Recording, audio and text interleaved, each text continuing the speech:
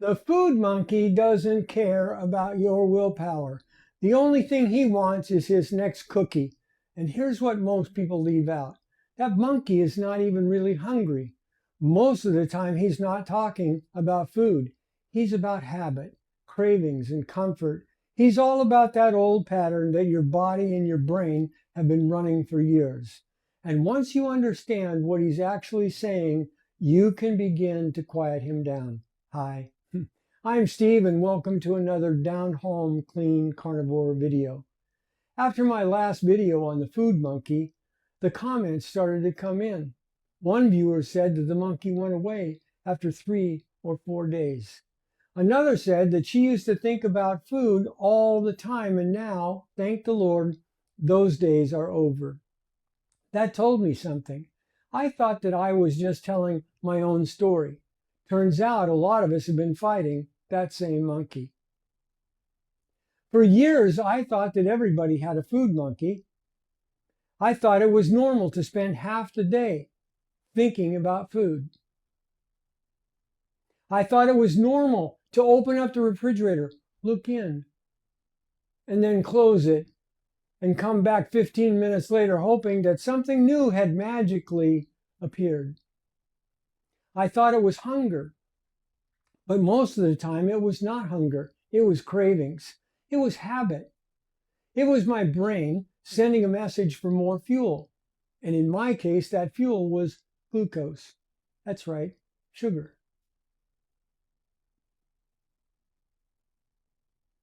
When I weighed 256 pounds, food was much more than food to me. Food was celebration and comfort. Food was reward and emotional support. And when food becomes emotional support, the food monkey always has something to say. So today I want to give you 3 things that help me quiet him down. Not by white knuckling hunger, not by becoming some kind of food saint, and not by pretending that I suddenly had perfect willpower. I changed what food meant to me. Number 1. Change food from emotional support to fuel. Most of my life, food was there for every feeling. We celebrated birthdays and holidays with food. We soothed disappointment and rejection with food. We rewarded ourselves with food. Whether I had a good day or a bad day, food was either the reward or the comfort. That's a heavy burden to put on a plate of food. Food cannot fix loneliness, disappointment, or boredom. And when we ask food to carry those emotions, the food monkey gets louder. Why? Because we have a seemingly endless supply of emotions. There's always another reason. And if I'm honest, many of those reasons were just excuses for another snack. When I began eating what my body actually needed, my relationship with food changed. Food stopped being emotional support. Food became fuel. And that doesn't mean that I stopped enjoying a good steak. Quite the opposite. I enjoy my food more now than I did when I was constantly eating. When the last meal that you ate was truly satisfying, something changes. By the time you're genuinely hungry again, you can savor each bite the way that food was meant to be enjoyed. You eat until you're satisfied, not stuffed, satisfied. And if there's something left on my plate now, I simply put it in the fridge for later. No big deal. That was a major shift for me.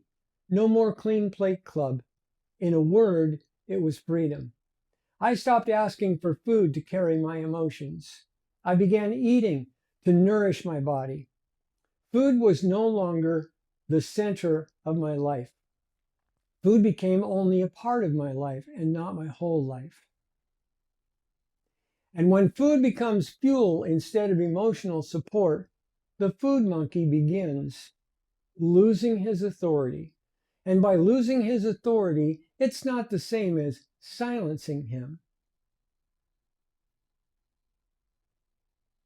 because there is something else feeding that monkey. Something in your pantry right now may be keeping him screaming. The number two thing is eliminate nutrient poor processed food. The food monkey loves food that does not satisfy. Bread, chips, cookies, candy, the stuff that comes in a bag, a box, or a wrapper. For me, that food never turned the food monkey off. It kept him alive. I could eat something sweet, and then something salty, and then something sweet again. That was not satisfaction. That was an endless cycle. The more processed food I ate, the louder the monkey got. And when I began low carb, I started taking things away that were feeding that cycle. And when I moved toward carnivore, I took even more. I was not trying to punish myself. I was trying to stop feeding the problem. One of the biggest moments in my life and my story came after I watched a video by Barbara O'Neill. That video interrupted my life. I understood something about how my body worked, and I could not unhear it. The next day was trash day. And I remember because I went to the pantry and I started filling the bin. At the time, I was a baker. I had bread flour, white flour, whole wheat flour, rye flour, triticale. I had learned to bake sourdough artisan loaves with the carved crust and the well-defined ears, the crust that crackled when it came out of a hot oven. I was baking 4 loaves a day and giving away 3 and keeping 1 for myself. That makes me shudder now. But I put the flour in the trash. The snacks and the seed oils went in the bin. Anything that looked like it had been designed to keep me eating went in the trash. Not next week, not after I'd had time to think about it, but that day. I'm not telling you that you have to do exactly what I did, but I will tell you this. If it keeps the food monkey talking, it does not belong in your home. You do not need to keep the biggest temptation 3 feet away from you all day long. That is not discipline. That is torture. Make the next right choice easier. Get the monkey's favorite toys out of the house. So we have changed what food means. We have taken away the monkey's favorite toys. But there is one more thing.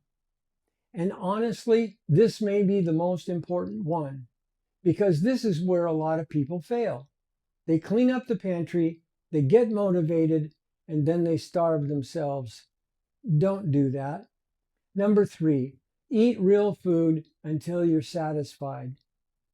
For years, I tried to lose weight by eating less and less, tiny portions, low-calorie food, calorie-restricted diets.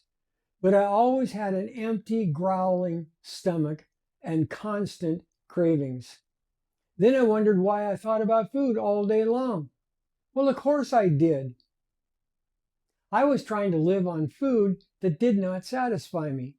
And when I began eating nutrient-dense food, that changed. Red meat, mostly beef, ruminant meat from animals with multiple stomachs, eggs, butter, bacon, yes, real food. And here's a tip that you will not hear everywhere.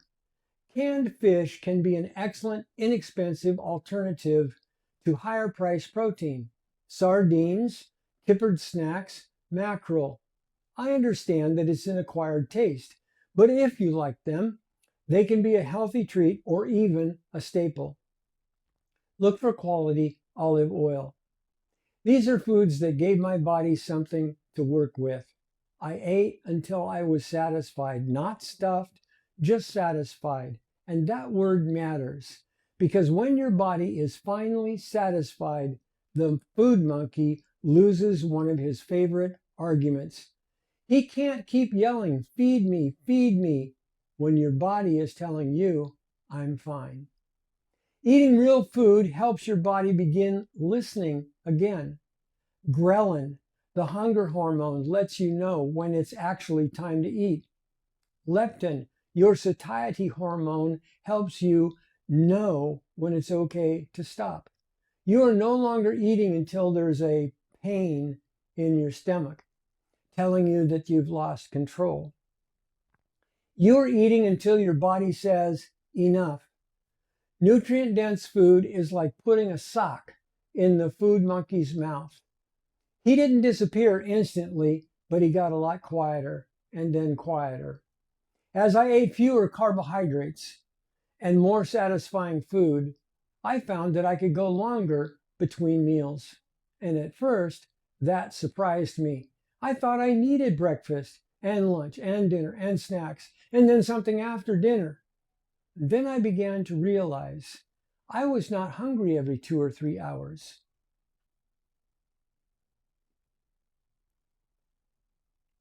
That's a big difference. Habit is not hunger. I began eating 1 or 2 meals a day, not because I was forcing myself, because I was no longer hungry. And that gave me something I had not had in years: quiet. The constant search and noise about food began to disappear.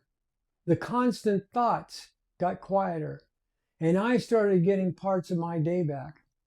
More time, more focus, more peace. Apart from the mental clarity, the aspect of adding time to my day has perhaps been one of the most surprising and satisfying of all.